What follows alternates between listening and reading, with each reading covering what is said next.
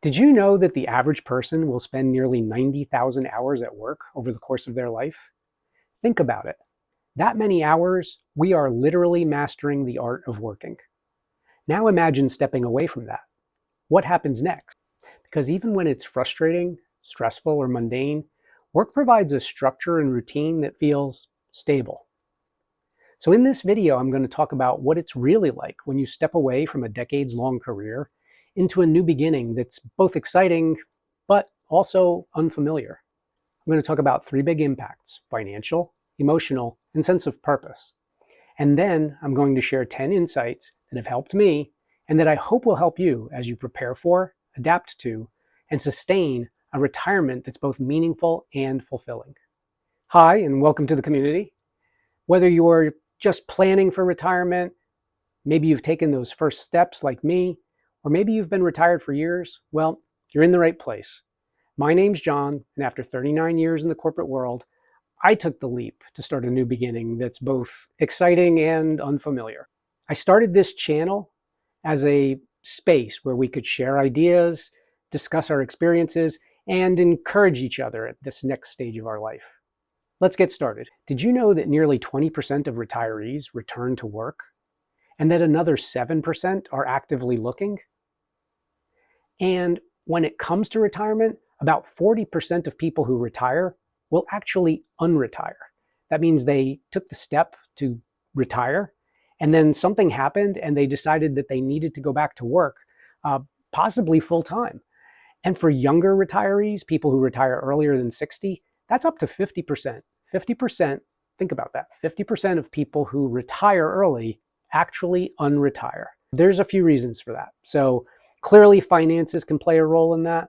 If the financial picture didn't turn out the way they thought, if their investments or savings took a hit because of changes in the market, if costs weren't as they expected, or other unexpected things happened, maybe related to health or their home or other surprises, other unfortunate events. Those things can create a financial burden that causes people to return. And then for others, and a big chunk of this is people who just decide that. So even if their finances are the way they expected, retirement wasn't what they expected. Their sense of purpose, what they thought it would be. Yes, maybe they traveled for a period of time. Maybe those first few months were amazing.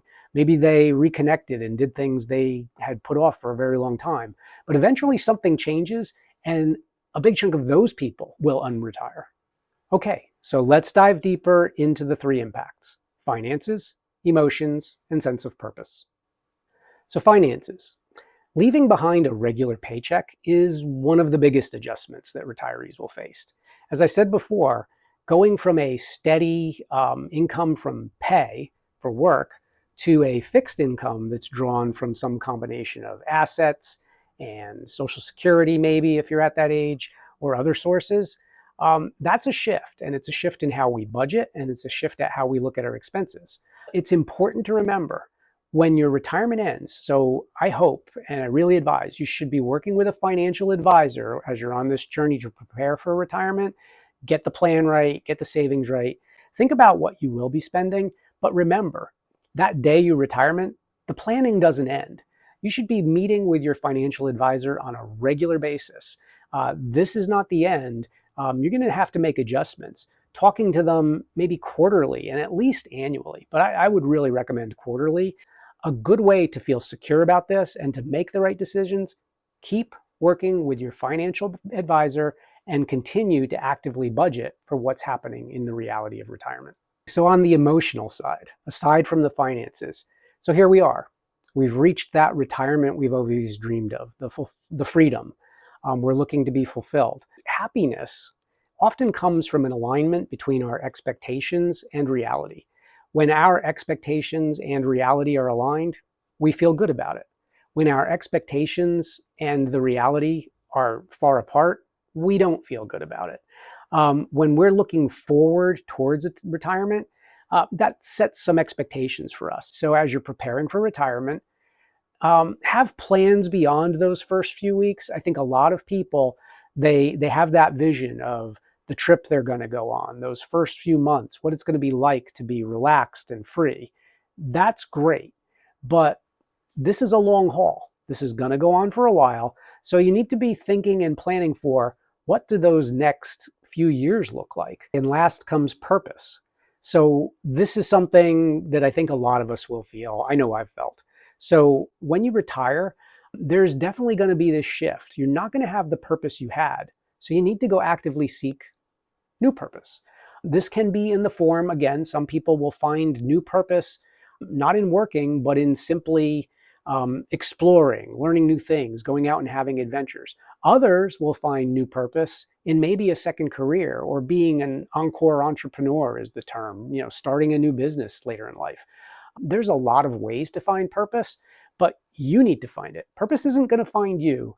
You need to find your purpose, and you need to think about it. Even before you take that step to retire, it's not a bad idea to be thinking past the first 6 months of, fun and freedom of retirement, and thinking about what comes later. Ask yourself, how is this going to look a few years from now? And these things, the finances, the emotions, the purpose, they're really all intertwined. And that leads us to the 10 insights. So the first is, start small and take small steps. This is something we should be reminding ourselves on a regular basis. Sometimes we live in a culture that we try and make big things happen, and we think about the big swings, always swinging for the fences. When we were in our jobs, there was big delivery, deadlines. Now, when we retire, it's a great time to think small, focus on the small, putting your attention to finer details. This can really get you in a mode to be ready for retirement and to keep you going, because getting a sense of that progress, no matter how small, will always feel like you're moving forward. So the next is, be comfortable as a beginner again. In that career, that 90,000 hours or so, you probably built up a lot of expertise and knowledge. You may have been the go-to person at your job. When you retire, it's best to think of yourself as a beginner again, because that will keep you looking forward. It'll help you to set expectations that you're not going to have all the answers, and will allow you to embrace the journey. This is the beginning, right? The old adage, a journey of 1,000 miles, single step, right? You're a beginner again. You're not going to feel sure all the time. How do beginners feel? They're not certain, but it's okay, because they know they're a beginner. At retirement, you're a beginner, and it's best to think of yourself as one. And the third insight, surround yourself with people who inspire you. What I mean by this, it doesn't even have to be physically or literally surround yourself. Let yourself be engulfed by inspiration. You can find inspiration in some great books. There are some really inspirational stories that you can read about that'll make you feel a certain way. You can find inspiration in shows or movies, or even on YouTube channels. There's a lot of people out there who are talking about this time of life and can truly inspire you to think about things a different way. When you have that kind of inspiration, it encourages you to share interests and to hear other people's interests, and it'll help you along on this journey. Because at times when it's not feeling like it was what you expected, new inspiration, that can get you to that next step. It's a good time to reflect on why. I did this in one of my first videos. I laid out my reasons why I was retiring.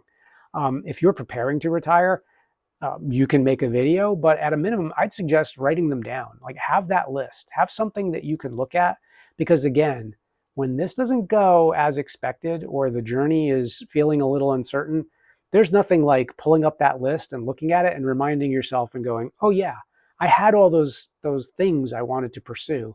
Oh, I felt the feelings of frustration in my job. Why would I want to go back? I want to go forward. Having a list, something you can physically look at, is just a powerful way. Revisiting that. This is something I would tell people when I was working as a change manager. Always start with why, because there's going to be a moment when you want to look at what you expected, and the whys are going to get you there. This ties really back to something I was talking about before. Set expectations that align with reality. Setting big expectations that can't be achieved is going to be a sure path to feeling frustrated. And this is across all of these. So if you set expectations financially that you're going to do all these things, but that's not the reality, guess what? You're going to find yourself in a money crunch, and you're going to be going back to work. If you set expectations emotionally or around your purpose, and they're great big expectations that that aren't realistic, that's going to get frustrating. So just again, take stock of what your plans are. And then just, I'm not saying don't pursue all of your passions or your greatest dreams. You should. But also temper that with a dose of reality. Keep your finances on track with active budgeting. You saved, you got to this place, you had a plan. That's all great. But remember, you can't stop the planning. You can't stop the budgeting. You're going to have to pursue active budgeting. You're going to have to keep working not only with a financial planner, but month in, month out, looking at your expenses, projecting out. I have my spreadsheets where I look, the year ahead and sort of think about, not only what I expected, but what's happening that's unexpected. Work with a financial planner, work with an advisor, work with someone on budgeting. If you're a DIY type of person, again, there's lots of good resources for this, but actively budgeting is going to make your retirement way more successful. Build a routine that balances, keyword balances, your freedom with structure. For a lot of us, when we retire, it's that moment of freedom. We're giving up the rigors of the routine that was a grind, and that's great. But that doesn't mean we can live with no structure. We might try it for a while. So again, when you first retire, sometimes you just want to relax, right? And then there's the trips and the things you want to do. And maybe it's a little more free flowing and that's what you wanted. But eventually, without a routine, you can find that there's a lot of things you're not getting to, or that your life is wandering. And even that in itself can feel kind of frustrating. You take a moment and you look back and go, what's going on here? So the way to do it, I said, strike a balance. Make sure that your routine, and I suggest a daily routine. I'm probably going to post some videos about this in the near future. Have a day routine, some things that, are you going to get up the same time every day? Or there's some exercise routines you're going to follow? Are there plans that you have for the day? But balance that by remembering, you're retired now. Have the ability to bake a little freedom in there, something that you maybe want to try that you haven't. So maybe something that, was spontaneous. It's a balance. And the more you balance it, the happier you'll be. Next, I want you to revisit your passions. So your passions in this case with retirement are maybe the things that excited you before work took over. Or maybe they're things you dreamed about while you were working that you never had time to pursue. Actively going after them, revisiting them, is a great way to get re-stimulated about retirement. I think a lot of people go back to work because they fell into a more mundane routine. The quiet got really quiet, the solitude, right? And they didn't take the time to get out and try something they've always wanted to. If you don't do that, again, this is going to be, even retirement can start to feel like a real rut. Passions can be stimulating. They help us think about life a new way. Maybe it's finding joy in some new pursuit. Whatever it is, revisit your passions and go for it. And then this one is closely connected. I love this one. So invest in lifelong learning. Lifelong learning is the concept that, no matter how old we are, no matter how far along this journey we are, we can always learn something new. Not only could we should. I personally find that learning a new thing, and many times it's something that I've never done before, that doesn't even have a monetary value. That's not because of, a need I have, but learning something just to learn it.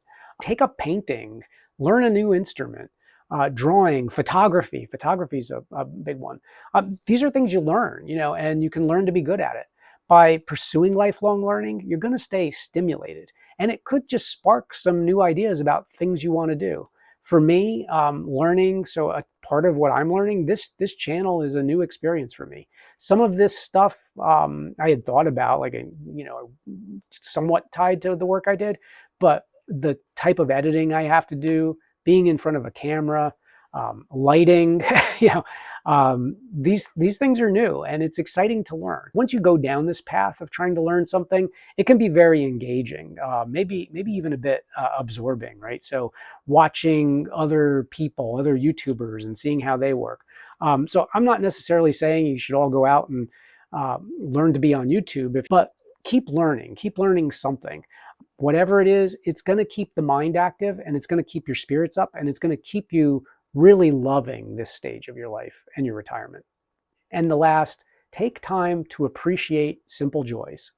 This is true even if it's not in retirement. We should all be doing more of this. But I'm just going to say, in retirement, we should be doing this more than ever. When we were in our job, we probably didn't have a lot of time. But you know that expression, stop and smell the roses? It's true. When you retire, one of the best things you can do is savor the moments, experience new things, find joy in little things, because those little things add up.